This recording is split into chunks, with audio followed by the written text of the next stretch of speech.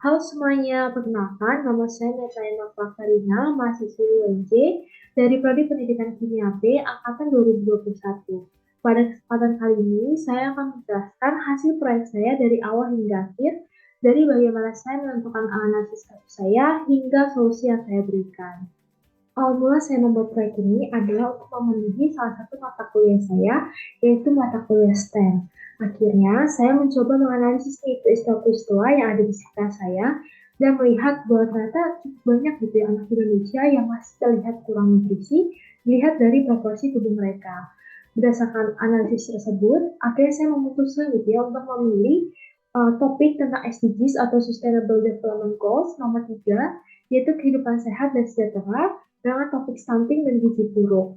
Dan ternyata memang SDGs nomor 3 ini memiliki fokus utama gitu ya tentang stunting dan gizi buruk, karena berdasarkan data yang saya baca di Bappenas, angka prevalensi stunting di Indonesia ini masih berada di angka 24,4%, di mana angka ini cukup tinggi gitu ya, sehingga target pemerintah di tahun 2024 harus turun hingga 14,4%. Setelah saya kita menentukan topik tersebut, saya melakukan sebuah riset gitu ya terhadap ibu-ibu di daerah Jabodetabek terkait topik ini.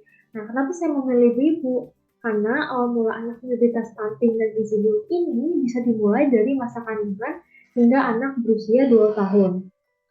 Dan memang betul saja, ternyata 8 dari 15 ibu gitu ya, lebih dari setengahnya di Jabodetabek belum paham tentang stunting dan gizi buruk ini. Kemudian saya mulai memikirkan nih, kira-kira solusi apa ya yang tepat agar ibu-ibu maupun calon ibu nantinya bisa lebih sadar gitu ya, dan perhatian terhadap kesehatan anak mereka dan diri ibu itu sendiri. Sebelumnya, saya memikirkan untuk membuat suatu solusi gitu ya, suatu solusi berupa sosialisasi dan penyuluhan di puskesmas terdekat. Namun, jika saya pikir-pikir lagi, hal ini kurang efektif dan kurang efisien karena sudah banyak gitu penyuluhan dan sosialisasi yang telah diadakan.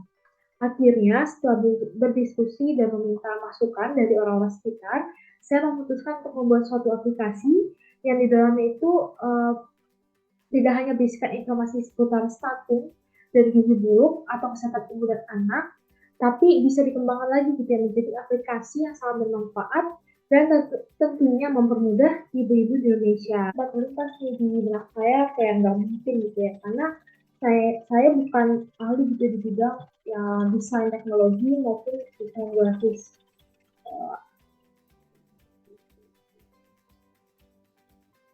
Mulai saya memutuskan untuk membuat aplikasi, sebenarnya sempat lintas di benak saya bahwa hal itu sangat tidak mungkin gitu ya, karena saya bukan anak yang jago di bidang pembuatan teknologi gitu, pembuatan aplikasi maupun desainnya. Tapi karena kemauan dan tentu saja dukungan dari teman-teman, saya akhirnya mampu gitu ya menyelesaikan aplikasi ini bersama dengan teman saya yang kebetulan memiliki satu topik masalah.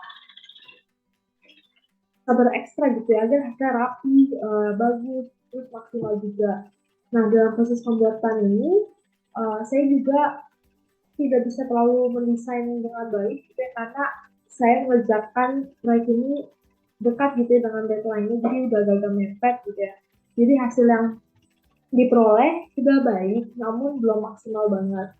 Nah, walaupun demikian, saya tetap bangga karena saya tetap bisa menyelesaikannya dan saya bisa belajar suatu hal baru gitu tentang cara membuat suatu aplikasi. Nah, aplikasi yang saya buat ini bernama Mambi, merupakan sebuah aplikasi yang didesain khusus untuk mengurangi angka prevalensi stunting di Indonesia. Aplikasi ini merupakan salah satu kepedulian kami untuk merealisasikan tujuan pembangunan nasional di bidang kesehatan. Dengan adanya aplikasi ini, diharapkan orang tua, khususnya ibu, bisa lebih mudah mendapatkan informasi seputar kesehatan ibu dan anak di Indonesia, kontribusi dari pemerintah, tips and trik seputar kesehatan anak, pengecilan stunting, kemudian konsultasi dengan dokter atau ahli gizi, dan masih banyak lagi tentunya. Saya berharap dengan adanya aplikasi ini dapat membantu ibu-ibu dan calon ibu di luar sana terkait stunting dan gizi buruk.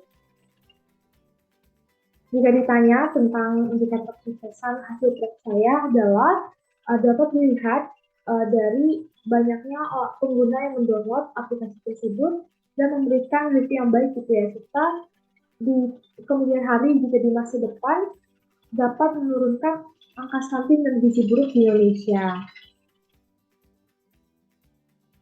Mungkin kata penutup dari saya adalah dengan adanya proyek ini kembali saya ucapkan bahwa saya banyak belajar hal baru dimulai dari pembuatan website, aplikasi maupun bagaimana sih saya mendesain dengan baik. Selain itu, dengan adanya proyek ini bisa menambah wawasan saya dan kesadaran saya terhadap lingkungan sekitar dan meningkatkan rasa kepedulian terhadap lingkungan sekitar juga. Sekian akhir dari proyek ini. Terima kasih untuk kalian semua yang sudah mau mampir ke website saya dan membaca tulisan-tulisan saya. Semoga bermanfaat bagi kalian semua.